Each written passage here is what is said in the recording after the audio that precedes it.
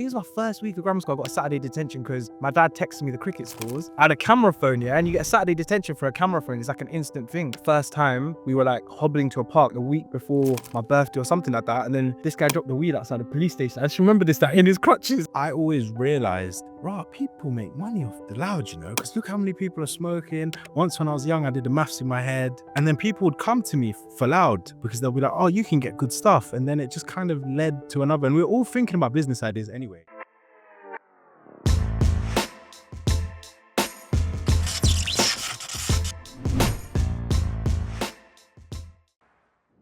Yo guys, and welcome back to another episode of the Podghost Podcast.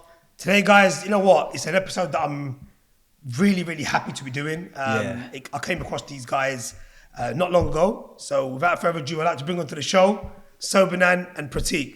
Welcome to the show, boys. Welcome to the show. Thank you. Bro, you know what? I have to go straight to it, man. You know what? I saw you boys, last week, and I called him straight away. I'm like, you know what? These guys are fucking interested, man. They're good, right? And it was more the story of what exactly happened. So I want to start off with you guys straight away by going into introduce yourself and tell us exactly what, how you guys grew up, how you became friends, and then gradually we'll go into exactly the full-on, the lowdown. The lowdown. Cool. Do you want to start? Yeah, I'll go. So my name's Sobanan. I guess I'll start with the job role, right? I think that's usually what people are most interested in. So CEO of Breakthrough Social Enterprise. Now, what that is an organization that sort of came about as a result of some of the experiences that we had. But I think we'll focus on the more human stuff today, just because there's the two of us here, right? And I grew up in Northwest London, Edgware. We were born in the same hospital, Edgware Hospital. Yeah, same area. Same hospital. Same hospital, yeah. But we didn't meet each other until we were in 14? Yeah, school. Because you went grammar school first. Yeah, and then I went to state school with Pratik. But I'm from a Sri Lankan Tamil background, so parents came here as a result of the civil war, what was going on in Sri Lanka. Born in '96, so sort of in that generation where being born is, I guess, you're British passport, but always contending with that. But yeah, I met Pratik when I was 13, 14. I just got sort of left grammar school, got kicked out of grammar school, and met Pratik and sort of been friends ever since. Yeah. 14 years or 28 now, mad. Oh, you mad up on it. Oh, you said you got kicked out of grammar school. Yeah. What was the reason for that? Anything? So I went to Queen Boys. So I think I just didn't like grammar school at Queen. I went to Queen Elizabeth Boys School in Barnet. It's one of the best boys' schools in the country. And I was good at school. I was always good at academics from quite a young age. But I just never understood why, if an adult told me to do something, I had to understand why. Right? And I think that's not great when you are in a grammar school, because I think it's my first week of grammar school. I got a Saturday detention because my dad texted me the cricket scores, and I had a camera phone, and you get a Saturday detention for a camera phone. It's like an instant thing. And I was just like, this is baffling. Why is this all happening? And then it was just started to compound. And then, first week of year 9, I think it was that they asked me to leave, but technically they were kicking me out. And then, I went to Cannons where I met Pratik, Oh, so you didn't go to the same school straight away? No. Okay, cool. Yeah. High school, secondary school. Year 9 basically. When I was in year 9, that's when he came out. And what did you first think of each other? Do you remember? Did you think, did you think who's that one? I don't know. Do you know what it is? School was really everyone was in forms.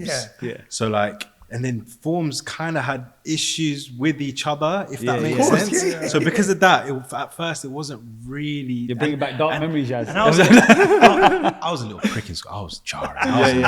Honestly, I was that guy that would come up to you, chat rubbish, stuff like that, and then you blink, I'm gone. I was a wind in and out. Merchant. Yeah. So anyone I would find that I was like, who's that? Sometimes it ended. Most of the time it ended badly, but that's who I was in school. So that was how I guess we were introduced to each other. That's sick. I think it was the first week. I remember this guy. You basically had some form had beef with him, so they were all rushing him after school. And then I remember I just backed you. I don't know what it was, but I just saw him getting I just remember the guy. I just remember there was a guy, and it was just we were on my way home basically, and then I saw him, and I was just I just chatting shit. There was bare of them, and we've all been through it. But I realized we lived so close to each other, so I was like, cool, someone to kind of walk home with, innit? Everyone walked in the other direction. I was like 10 minutes. I was like, we can walk home together. How did I not know who you are? You live behind me. That was the first. Bro, you know what? With friends, I think that's the most beautiful thing about friendship is. It always starts off as if you never ever know that, this guy could potentially be a friend for life. Yeah. Exactly. Or that's the beauty of life, bro. When people fall out, you don't necessarily go into a friendship thinking, I'm gonna fall out with this mug in the 2 years anyway. Exactly. If you got good intentions, you always think you're gonna be at my wedding, you're gonna be at my, when my kids are growing up, we're all gonna be together. But that's partly why I like the way you two were from then. That's when you know it's real, innit? Yeah, 100%, bro. And even the way you respect one another, you bounce off each other well. Yeah. So I want to now go into the next phase, bro. Yeah. And that was obviously when you guys start. Secondary, you got into secondary school, and then you went into the whole university side of things. Yeah. And that's when it all took a turn. Yeah. So when you what uni was it exactly? Was it far from where you lived? It was far. It was like 5 hours. Oh shit! Okay. So you living out? You actually? Yeah. We had a house.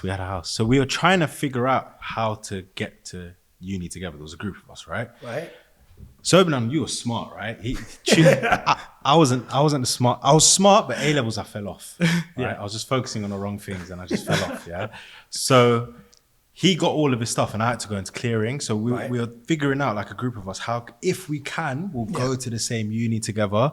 And then it kind of happened like that. That's how I got chosen. And I come from a strict, like Hindu Indian household, conservative background. And I'm obviously, So I was just like, I'm getting out. Like I'm still, I love my parents, I love my family. They do everything for me. I was like, I'm gone.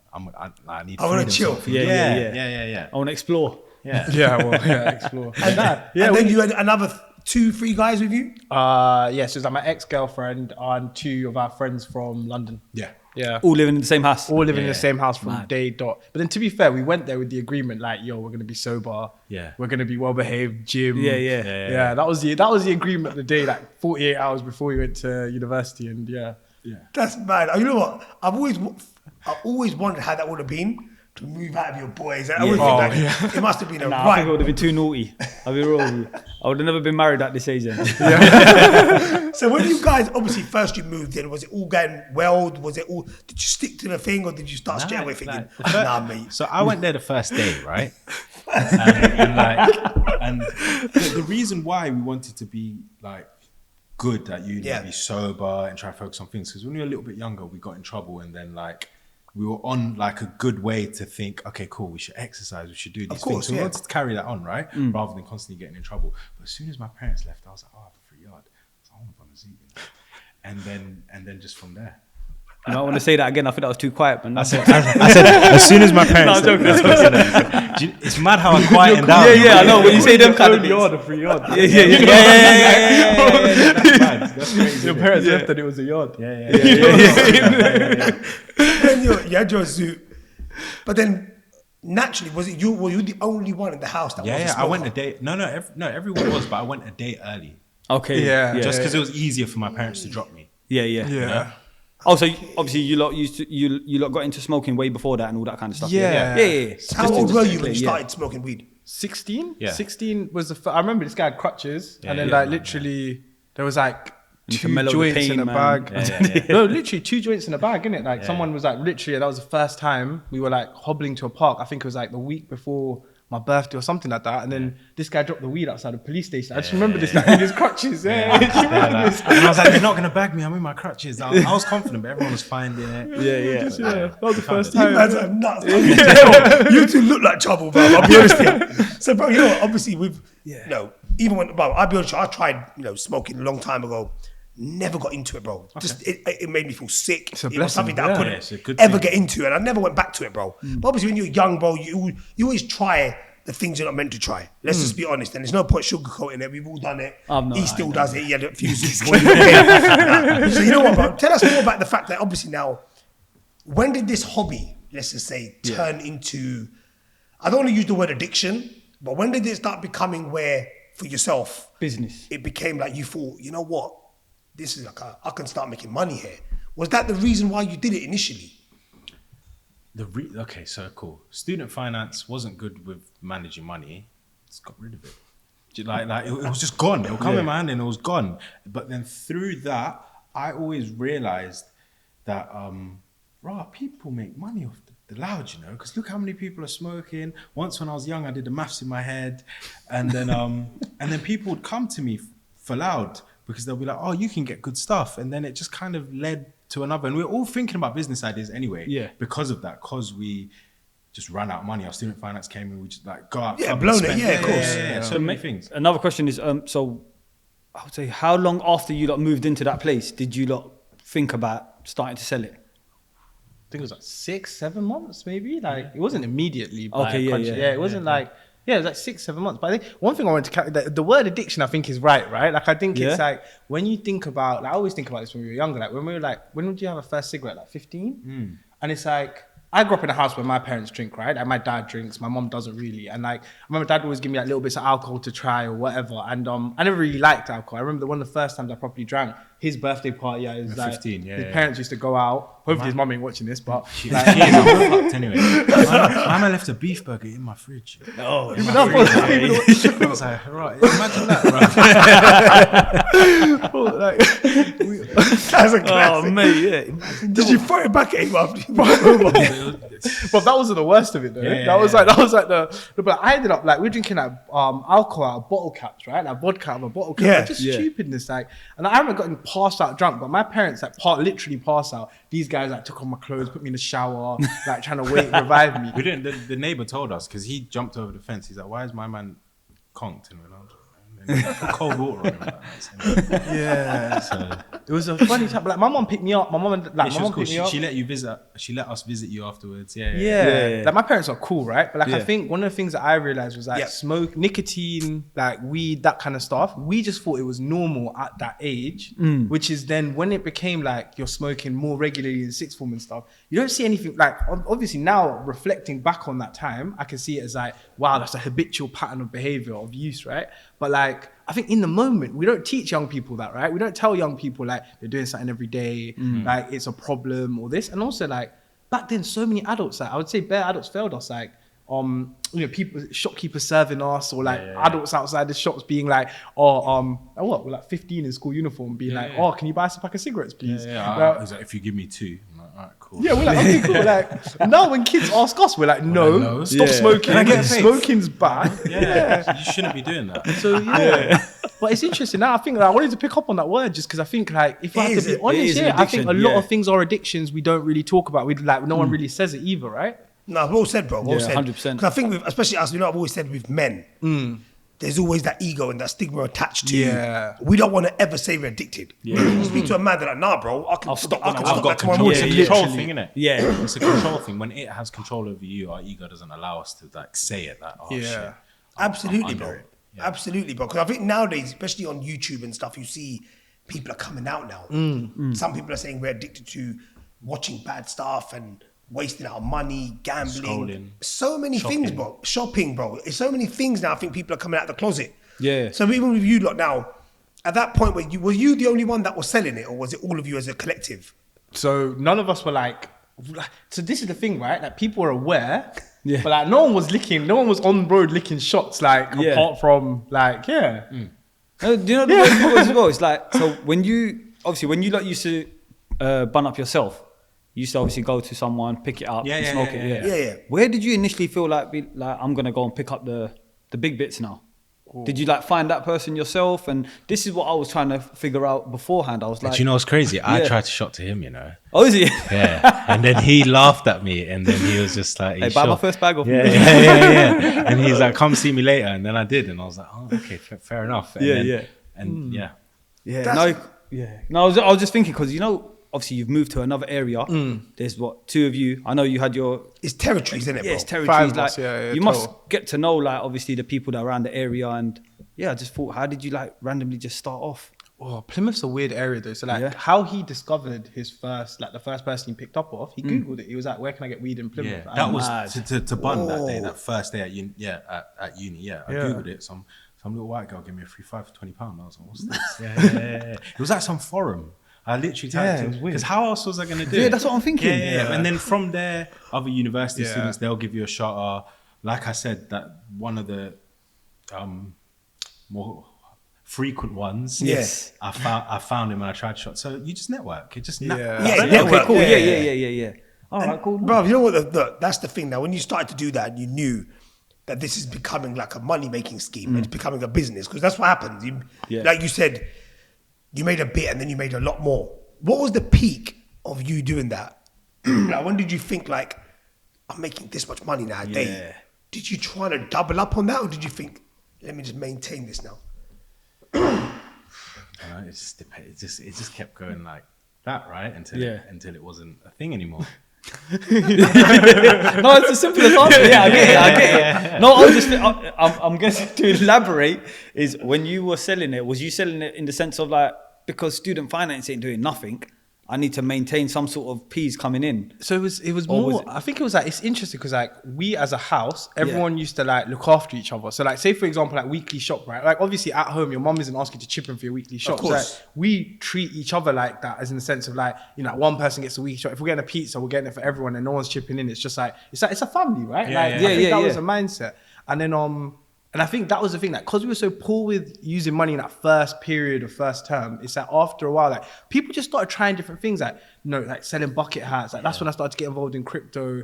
Then like for him though, like I feel like you loved weed since like, I don't know, innit? Like you've loved like, you find it like an art form, if that makes sense, of like, when you was born in Canada, you'd be a millionaire. And it's a weird thing, right? Like if I grew up with my family and everyone's doing really well, and I'm like the black sheep. I read an article, and it said that people that commit crime want to try to get status in society in ways that they feel like they can't, right? Yeah. So like if I'm like the black sheep in my family not getting status because my grades aren't up to scratch, I'm a bit naughty, whatever else, colorism, whatever else, and then I started getting status from that. I was like, oh. Yeah, like I'm impressing my parents. I'm doing accounting, but I could be an accountant with this going on. I realized that I didn't know that in the moment. I realized this years ago when I read an article, and I was like, right, that kind of hits home. It makes sense as to why there may have been an emotional attachment to doing it, if that makes sense. Because I'm like, I'm good at this. This is easy. Like it's working, sort of thing. So that's like a reflection. Yeah. Bro, now let's just come to the end of all that now. Obviously, it all hit rock bottom. Yeah. What happened that day exactly? How did you get busted with it? It's two separate occasions. Was it a G job? But do you want to take it? You want to take your bit when you got bagged and then So like, so you got bagged at different times, yeah? Kind of, and together as well. So like, there was people that were being sold to that they must have got troubled, right? If that makes sense. Yeah, of course. Like, oh, where are you getting this from? Our house got pointed at, if that makes sense. Right. Because of that, there was incidents where there was people outside, back and forth, and a lot of that stuff, right? Yeah. Some of the neighbors were really good. They'd back it because they'd be on whatever their own stuff. But then police would come to do welfare checks. Okay. Or like constantly, welfare checks. And it was weird because sometimes they were like, oh, it smells loud, guys. They wouldn't say loud. Oh, it smells of weed. Like, put an incense stick on. And I was like, okay, that's a bit weird. Yeah. But then the one time I wasn't there, because it was like, I remember it was first week of January. Funnily enough, we're in the first week of January. Yeah. And I was just like, I'm barging in. I was like, and this was obviously driven by Sobanan, always trying to strive for everyone around him to improve, because like, I want to improve. Fuck it, let me try it. So I was like, cool, I'm going to get a gym membership. I'm going to wake up early for my lectures. I'm going to do that. So I was actually at the gym for once. Yeah, you might not be able to tell, but I was there. And then I just got a call saying there's Jake's at the door. And I was just like, oh, they're looking for you. And I was like, cool, I could easily just cut. I could be gone. Critique, right? But I was like, cool, I brought that to the house, if that makes sense. I was like, these lot came here to study biochemistry and economics, and I'm out here doing this. I was like, it's a bit unfair. Yeah. So I was like, I went there and kind of just took it on the chin. And then that was the first arrest, but then I guess you can... Yeah. Whose arrest was that? Yours? Me and someone else. Okay. And you owned up to it all straight away. You didn't, As in, there was nothing to earn up to. At the time, they just found loud, innit? And a bit of money. Like, there was nothing to earn up to at that time, Yeah. If that makes sense. And you, bro? So for me, it was like, so the police officer that arrested him, when they left the house, they were like, and I was just talking to him, and I was like, bro, like saying like, yo, he's a good guy, this, that, like, he doesn't deserve, like, you don't need to like paint him out in a certain way. Yeah. And then the police officer was just like, oh, we're gonna be back for all of you for conspiracy. So at that moment, I'm like, okay, cool. At that moment, I didn't even know there was a offense category of conspiracy, right? Yeah. So a month later, we just had my birthday. So we had like a house party for my birthday. It's like a Sunday. And then on the Monday morning, at 5 a.m., 6 a.m., this guy comes to my room and he's like, bro, like, there's like police officers surrounding the property. House. And I was just like, okay, cool, like, hopefully they like I didn't come to Bill Z as well. I didn't think it was gonna be like I thought like the police like we're compliant, like they've come here before, whatever. Then the straight red key, battering ram, boom, door goes in. Like I told like 18 to 20 officers, like all. That was a month after you got bagged. Yeah. When you got back, did they ask you anything in there? Or did you get anything out of them? To know, did you even think that they were going to come back?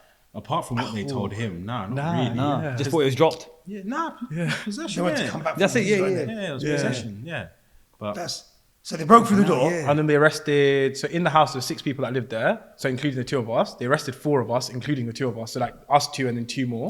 Wow. And then technically arrested like everyone, and they de-arrested 2 people in their bedrooms. And then 4 people got taken to the station that day for like interview and technically that whole 5 process. men on the case because I got nicked with someone as well. Yeah. Yes. And then 2 people got NFA'd, and then That's nuts. And in this whole thing, you were completely innocent. Yeah, so like, but then this is the thing with conspiracy, and this is me saying this with like, in that moment, I'm thinking, what the hell, yeah? Because it's like, I'm aware of this, but I'm thinking in my head, the only bit that's illegal is if you're on road, like exchanging cannabis for money, right? Like that's in my head what a drug dealer is. Yeah. But like, at that moment, that's what I'm going with. So as well, true. Right? Yeah, and like, but then obviously now in hindsight, conspiracy just means like you and another person have like knowledge of an offense and you have an agreement to further it. So like people have been arrested for conspiracy. Say for example, we're sat around this table right now and you say to me, I'm going to bring a kilo of, I don't know, some illicit substance from the Middle East to here, right? That is a criminal offense. That's conspiracy, and you get charged for the amount you say or the amount you like. Wait, so what? They want us to just like, as soon as you start speaking, la. I didn't hear nothing. bro, it's mad. In jail, we were writing a book, Yeah. So I would go around people's cells to ask them for their stories. Yeah. One guy who was lifed off, I was reading his paperwork that like respectfully gave it to me because he's like, I have good intentions. I just want to get a story out. Yeah. And then he got bagged. Say someone's in the car, all my man did was nod. And then someone pulled out a gun and shot someone in the head, and he got 32 years as well. What? Because they said it was the deadly nod. Yeah, it's mad. And I was just like, Conspiracy is But you see, crazy. conspiracy, how did they prove that? That you don't, it has a lower burden of evidence because it's called a continuous offense. So it was created as a way of like arresting organized criminals, terrorists, stuff that where like you can't really prove it because they're so good at their committing their crime. Right. So you just do a conspiracy charge and then you just have to prove their relationship. So like you're just like, all right, cool. These guys are best mates. They've known each other. They live in the same house. They must have known it. Like that's what they went along. And then also it's very easy for police to tailor a story when it's but then like, I feel like you've just cool. One's committed a crime. The conspiracy side of it, I just feel like you're just ruining someone else's life. So they'll based be off of like, no say evidence. if there's Mad. messages to dictate that we've been friends for a long time. Yeah. That would be brought up in court. So, this is your friend from 8 years ago. Yeah. And stuff like that. So, yeah. What, so I'm getting in trouble because I'm your friend now? But you can get in trouble for a phone call. So like, I've met guys who are like, so say for example, me and your friends, you're going to meet him and he's now involved in a drug deal. So you've called me just before, if that makes sense. And that means that I'm implicated, you're implicated if you get arrested. No with him, way. And we all get arrested. And I, Yo, Sobanan, jump on COD. These times here, Yazz licking the shit off. He's quite, That's nuts, bro. That's mad. But they can tailor every, like one thing that really shocked me was the drug experts. Like when we were like back home in London, right, we would say like, I'll be like to him, yo, can you bill a zoo and link me XYZ location? So the drug expert from the police was like, to bill a zoot means to conceal cannabis like in your anal cavity and to take it. I like obviously I'm something like, bro, bill a zoot means this, innit? Like, I like the drug expert will say it with such like conviction. Like, you know, like I've done this for 20 years. This I'm thinking, whoa, what? Yeah. I was an undercover nitty in Liverpool. Like, okay. But yeah, it's like, I feel like it is what it, like in that sense it is what it is. Like, I think that's why being very careful just generally and being aware is always good. Because conspiracy was totally alien to me till that situation occurred. So when did you put on a personal level, when did you realize that this is more serious than I think? When they charged us. When they charged us and it was going Crown And you Court. never thought that would have happened to you, did you? No, so the officer in charge in the case, like I filed an IOPC report, right? Because I was like, at the time when they raided the property, the way they behaved with me, like there was definitely racial undertone, like they were a bit rough, whatever. And the officer in charge in the case was like, look, I wish boys that this didn't have to go to the CPS, but it has now, so it's out of my hands. And again, what I didn't know at that time was conspiracy means like straight Crown Court. It's one of those like you know, you have like offences that can be dealt with at magistrates. Peers can like possession with intent to supply can be dealt with at magistrates, right? But yeah, so then when we were going Crown Court, that's when I was like, okay, wow, like this is this is serious. Shit, man. See, bro, you know, with me, I can't believe it, bro. I always think like naturally, if you're the one that's done that, I'm sure at the time, bro, you must have said, you know what, it's me. The boys, I can tell from the way you're talking. Like, you know, you take the hit yourself, bro. But again, it is that whole thing I was talking to you off camera when I said, you need to know who your friends are and what they do. You know, it's not that, you know, today you guys are really close friends, you're loyal to each other, and I'm sure the love works both ways. Yeah. But it's very important for us to realize, especially people that are watching this, like the younger crowds and the generations of, you know, let's just say the youth. If they're watching this sort of stuff, they should know that, you know what, your friends' actions can get you in trouble. 100%. Even if they're innocent. You would be the first to admit that, bro, being the guy in the front. Because I remember watching your previous stuff that you gave out, and you were very like sorry, like in the sense that, nah, you know, that was the worst thing ever, that my boy got done for it. And it ruined your whole, was it a doctor that you were Yeah, medical career, A medical career. Do you think they would have linked that as well and saying, yeah, look, these men are trying to sell drugs. He's trying to be a doctor. He's definitely got believe the it. things that were thrown. Yeah, there was some quite mad stuff that they threw out. Tell us the an wall, example. What was the craziest shit you heard? They said that we robbed a pharmacy because they found like study drugs and in his tramadol room. and stuff. Yeah, so they were like, oh yeah, like clearly a pharmacy's been robbed. And sorry, go on. it was just wild. Like they went manufacturing drugs. That was another one. So they were saying that we were manufacturing. So initially it was concerned in the supply of Class A because they said that they were manufacturing stuff using the study substance, like the study drugs and stuff. Like it was, they tried to extrapolate as many things, and they tried to put us in that county lines box. And that was clear from day dot, was like, even though we were university students, but because we were in a majority sort of white area in Plymouth and we were from London, those two things played so much against us. Like, yeah, we were classed as like county lines basically. When you lot got bagged, did they find anything in the house? Was there The first time. The first time they found loud. But a lot of the, or Not really, like a 9-bar. no? The reason why I'm saying that is because obviously there's obviously bigger people out there with bigger 100%, crimes. yeah. It seems like they kind of like stretched your one for no reason. I think, do you know what it is? The criminal justice, there's like a CPS like saying it's like justice must appear to be done. And I think one of my biggest lessons from the criminal justice system is like what you see on the Daily Mail or newspapers is like this tiny snapshot of an entire story. So it's like, if you read the story of us, you could probably still read online. It's like aspiring doctor and budding accountant, guilty of being involved in like a, I don't know, large scale cannabis operation, right? This is what I'm trying to say, yeah. Like, whereas they're trying to link it to your doctoring and they're trying to say that you're robbing pharmacies. I'm saying like they're trying to make something, not saying it's small, cool, drug dealing is drug dealing, that's cool. I'm saying they just try to make it into a larger operation of like, you lot are trying to... They turn it into a headline that's going to get people to hear it and think, what the fuck? Like, the accountants, you can't trust accountants nowadays. You can't trust. And I want to ask you a question. A very blunt question. I want to ask you something really straight, you know, something that always hits me, bro. Do you think it was racism? Definitely. Yeah. You go. There must be an element of it, right? Because I know people that were doing the same thing that I was doing, that were university students, that maybe might have taken too many diazepams, alcohol, might have punched someone in the face, pulled out a knife and threatened them. And then when they get raided, police see 4.5 cents, take that, see text on his phone, and then they get suspended sentences, right? So like, and I know there's more context, and it's not like there's this cause that leads to this effect. There's so many other things, but there must have been an element of it, right? I think personally, I think there's more than an element, bro. Yeah, I know you can be, you know, you can tell from the way you boys are, you're quite well mannered and well spoken. You're well spoken. You can tell straight away that look. I'm not saying you can always tell a criminal. I'm not saying that. You know, if that was the case, I'll be working with the FBI. But I'm saying in general, you can tell when someone's a nice guy. Or when someone isn't about that life. They're just a young boy. You young boys, bro. That's what I don't understand. Like, you've gone to another part of the country.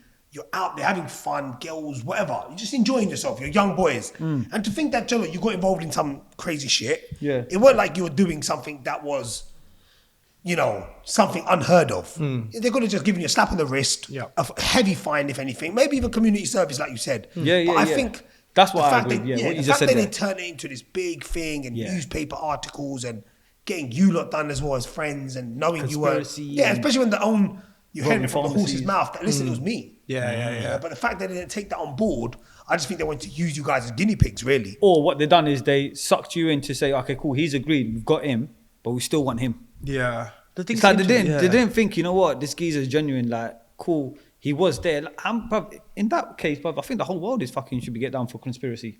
How much do we know? Look, let's be honest. Everything. And it's not like it's just us, bro. If you can tell me now, obviously don't come at me. I mean, there's so much we know about each other. You know, all your friends. You know, if this come out, he'll get in trouble. Or And I'm not saying that in the sense that it could be all crime related. Just normal stuff, bro. That's not right to do. You know? But again, I don't know nothing about the law like that. So like he don't pay TV license. So I'm picking him up. What I mean is, you could do everything's a crime.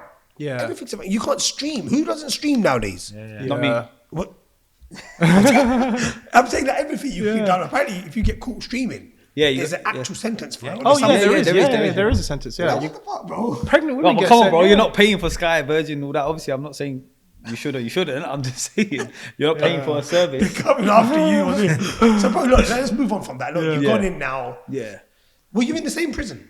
Initially, yes. No, I think one thing I wanted to add to the racism point, I think that was just really at the same time as my trial, there was a girl, so she was an Oxford medical student, right? She was high on cocaine and stabbed her boyfriend with a bread knife. What the fuck? And this was the second incidence of domestic violence that she had committed. And this was like literally parallel to my case.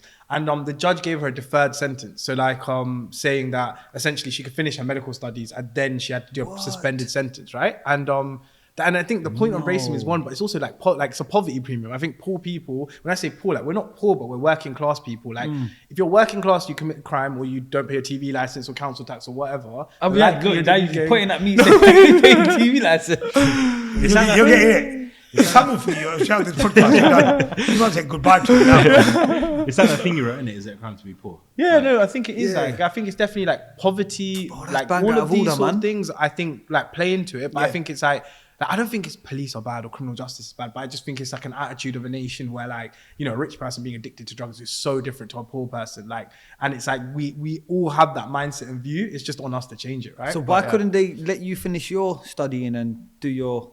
Great question. I tried to pose that to the judge and he literally was like, I'll give you contempt of court if you carry on like trying to speak about this out of turn. And then that was, a whole other issue. But there's a whole culture in there. You're not allowed to speak to the judge. We might not understand that. We might speak to the judge. Yeah, of course. The barrister, there may be miscommunication between you and your barrister, and then something might be said like, "Oh, I didn't mean it like that. Oh, can I speak? Oh no, you can't." Like, so I get that. I get that part. That plays a part as well. They're like, that might come across as these guys are taking the piss and they're being rude, but we're like, oh no, we didn't know. We're trying to speak, right? We're trying to speak. Was this both of your first offences? Yes. Yeah. First time ever. First time ever in court. Yeah. That was absolutely. It's mad to think that you boys can like talk about with such positivity and not think like we were hard done by, because you could have come out completely you could have come out, bro, thinking fuck the law. If we're labelled as this now, we might as well be this is the thing that people need to be very careful about. And I'm talking about the law and the criminal system, justice system, whatever you want to call it. They need to be careful, because when you do that to innocent people, meaning people that just make a mistake, bro. Mistakes are made by everyone, you know. But I think when you start going too heavy on their first offence, you don't know what you're going to do to them, bro. 100%, you don't know how they're going to come out. They might come out broken. They might come out, bro, fully like, they might, like you lost your medical career. You lost your whole, everything you've ever worked for or what you wanted to be. Now you've come out thinking it's all gone. What do I do now? And I think they need to be very careful with that, bro. They need to look into these things a little bit more. We've had people on the podcast before you guys, and they went the complete opposite way, bro.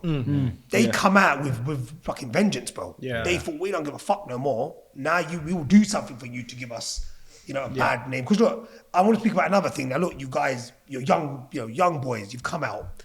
If you now get into a relationship, let's say, and the girl, you start telling the girls like, we were in prison for a bit. Straight away, she's thinking, oof, like you're like ex-crims. And you're far from that. But that's the sort of stuff that I think. Did you not feel that? Did you ever feel like, maybe you're talking to like getting jobs, or you're speaking to newbies or whoever, and they could, you've just now told them that you were in prison for a bit. Do you ever feel like, fuck man, they're gonna start stereotyping us or thinking we're on the wrong side?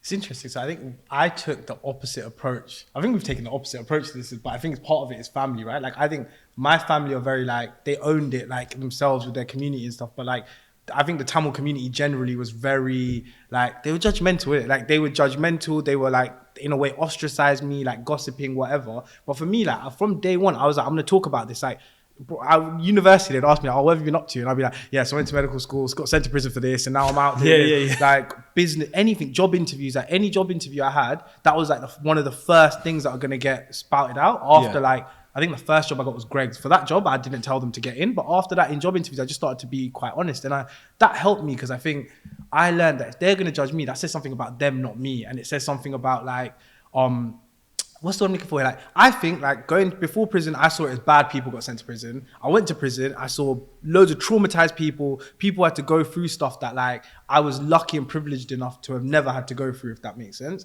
And so that gave me a different perspective. But yeah, I always try to avoid shying away from it. But that helped me never to worry what another person thought, if that makes sense. And if they did, like I learned to banter with it, if that makes sense. Because it's like, I don't look or sound, or I had A stars at A level, you know, went on to medical school. Like I have this like stellar academic career. So it doesn't, like the prison felt like, I say this, like, I think prison felt like a master's degree. It's like like I a got gap a year. year. Yeah, a gap year. My prison gap year. Yeah. That's the name of the book. Yeah, my prison gap year. Yeah, that's what it was. Like, Yeah. it was a gap year. It wasn't a defining feature. It was a bump, right? Yeah. But for me, I guess it's a little different because I'll be open in social contexts and business context, but if I get a sniff that someone from my family is gonna find out, it's curtains. Because like it's like you guys probably know, right? Like it's shame and all of that stuff. Yeah, of course, 100%. Yeah. So it's weird, man. Like even to this point, I'm sure my mom don't know that I'm on this. Like His mom don't know about Channel 4. His mom does not know about I'm slowly breaking barriers. Like I'm showing her a TikTok thing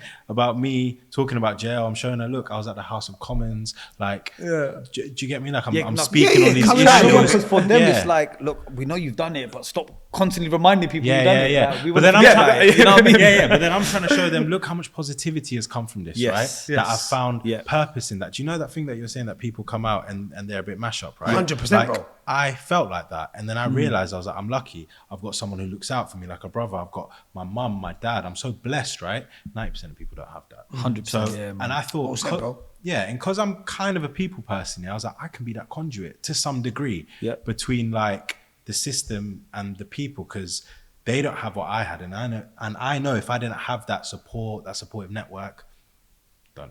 God knows. Not you know? fully going into it. But when you lot were in jail, was it? Did you like? How was life experience? Yeah, basically. It was a pleasant. It was weird.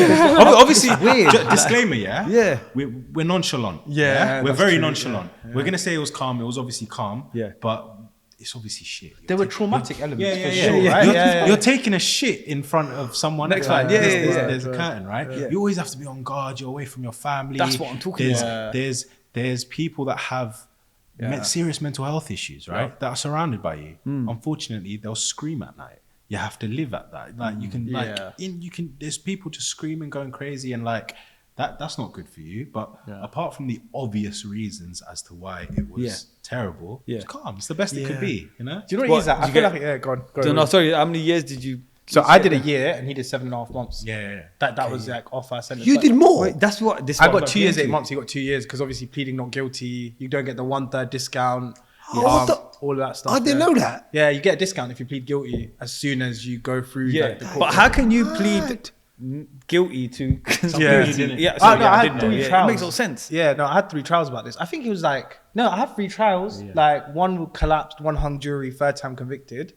But yeah, now prison, I think, you know what it is? I feel like, because I get therapy now, right? And I think one of the things I'm realizing through therapy is I think we massively downplay the impact prison had on us because, I think you had like, bro, some of the stuff is traumatic. Like even when I think first 5 days in, there was a suicide. Yeah, we had someone like unfortunately go through that process. Like choking and stuff. Like you got blood. Like you got guys like self-harming, like on the wing. You've got like spice attacks happening regularly. People doing evil things to each other. Like someone might throw piss on another person, or throw shit on another person. And you're sat there like you're just watching this unfold. Yeah, but it's like.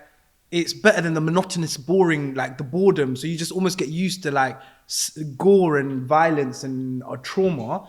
Like, and it's, I don't know, I think it shapes your mind in a way. Like, I think it makes you really desensitized to going like now you're aware that that's going on in there. It's like, you almost can't forget it. I don't know. It's really weird. Like it is that kind of thing. I kind of understand what you're saying, bro. Yeah, it makes a lot of sense. And it's made you lot into who you are right now as well. Both in positive ways and both perhaps in negative ways that I've got.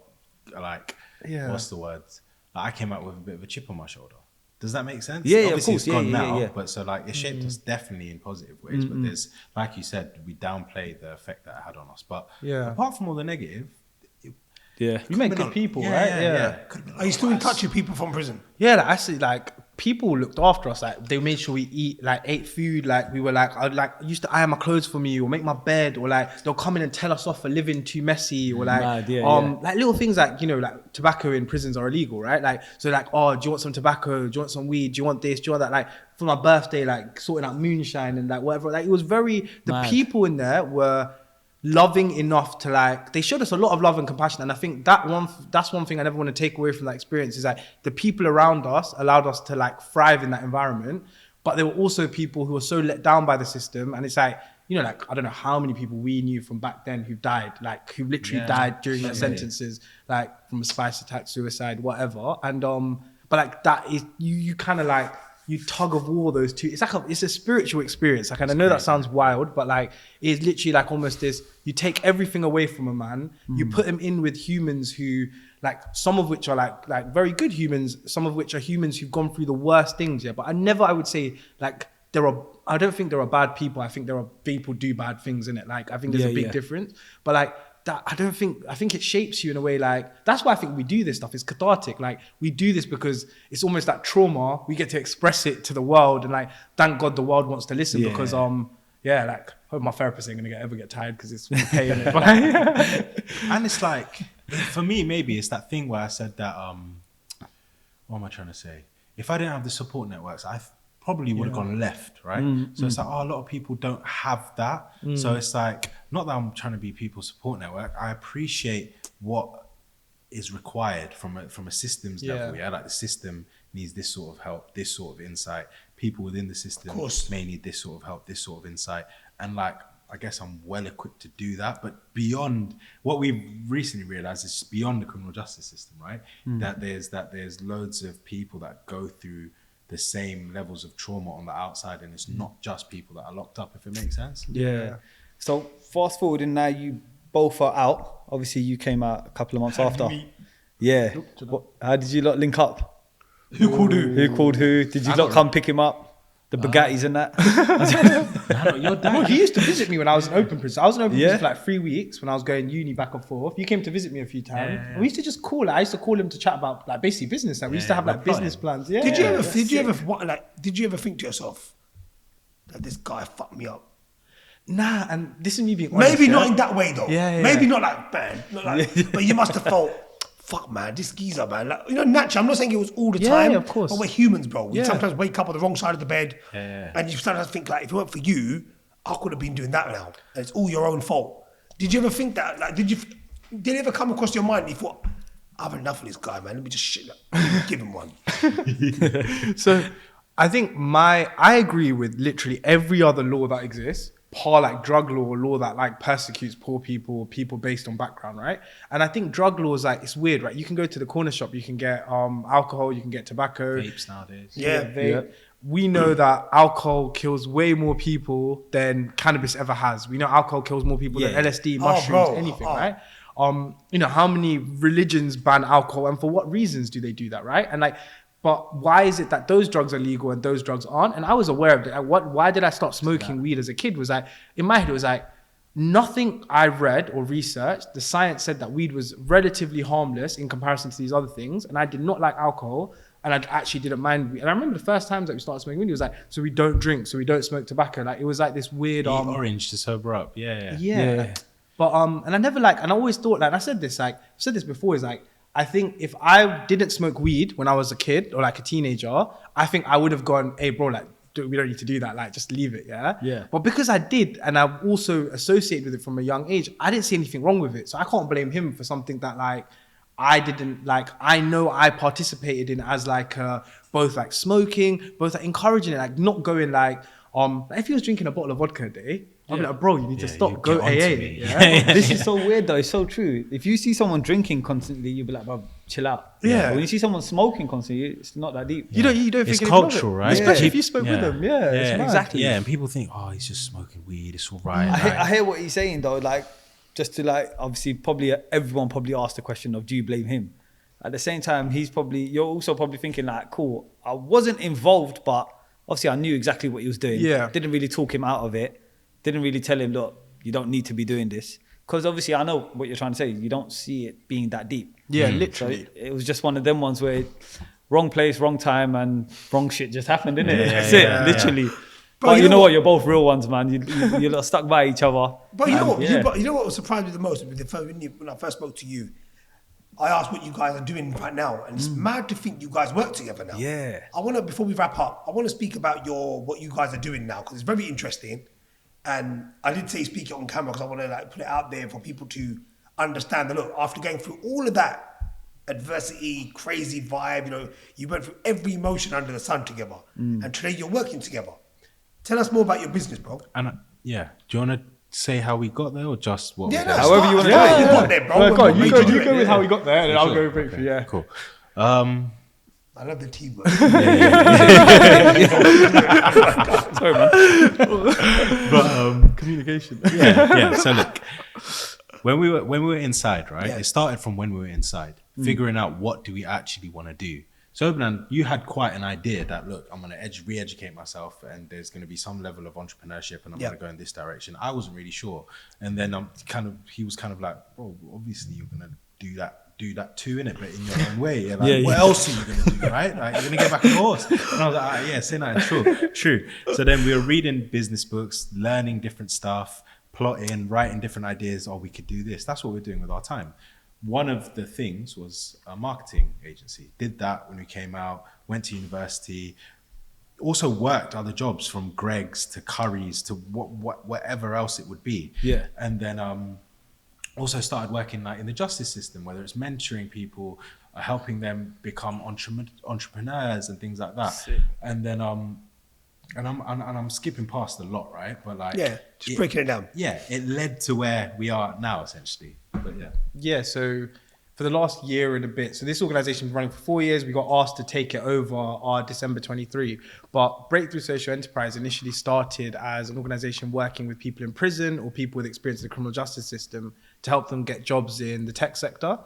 Then since we took it over, what we recognized was like when we were young people, we never had like a CEO who was a role model or like tech entrepreneurs. Of course. Right? We had like the guys were like 4 years, like literally the people who gave us weed the first time we started smoking weed was my family friends, right? And like, so like these are like guys who are 5 years older than me. And I'm thinking, all right, cool, they're doing it. And like that the logic appears, right? And so we changed the organization to tackle barriers faced by underserved communities. So underserved communities can be, ethnic minorities, people who've been to prison, are long-term unemployed. And what we do is bridge the gap between today's talent and tomorrow's industries. So recognizing that the biggest market opportunities that exist currently are in AI, blockchain, virtual reality, the metaverse, and oftentimes these communities are the last to access the financial and social opportunities of these sectors.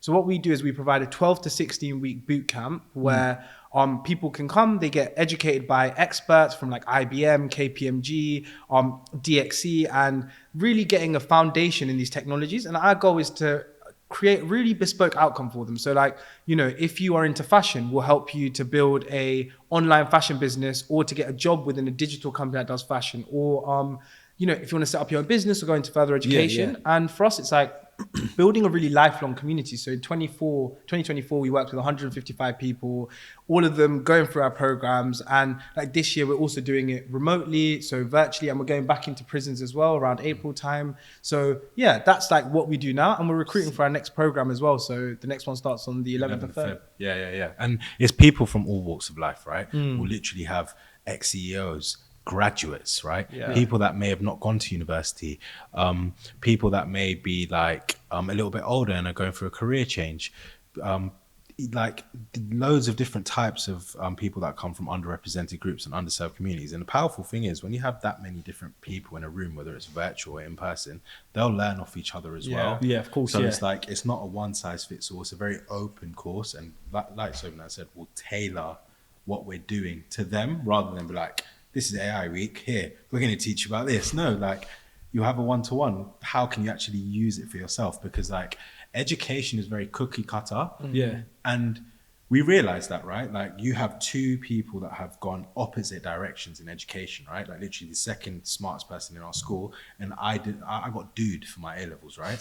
So literally dude. Yeah. So, and because I felt like it wasn't tailored to me. So it's a new approach to education for the communities of people who are kind of like not left behind, but they get access to these new technologies last. Smashed it, man. That's mad. That's Well amazing, done, boys. man. Well done, yeah. You know what? The one thing I rate about you boys, like I said, it was all doom and gloom. Like I said, you could have come out and gone whatever way you wanted, but you chose the path of being positive and giving back to the community, sort of thing, bro. Yeah. And for that, bro, congratulations, man. You came out well, and let's hope you boys can keep it up. Yeah, 100%. It's not easy out there, bro. It's very, especially when you've been through what you've been through, the experiences you've been through. It's always going to be a test, bro. Do you know what I mean? Hopefully you lot stay together, stay stronger, and this is like a story to tell to your little ones when you're older, you know what I'm saying? Hey, man, you're not exactly the way. Yeah, exactly. So my dad used to knock you down. Yeah, exactly. Well, before we go, is there another message you'd like to give for people that are watching? Because I always think, ending with a positive note, especially about the stuff that, sometimes with the youth of today, they get into, they don't think before getting into something. Yeah. Something like a last final message. I'll go and then Yeah, you go on. can. Yeah, I'd say, Camera's right there. I think no matter what you're going through in life, I think one of the things that's guided me, and I think guided both of us, we always try to think from a place of like love and compassion. And I think when you can think through that lens, no matter how difficult your initial circumstances are, everything feels a little bit more achievable. And like it all starts with, finding that love for yourself.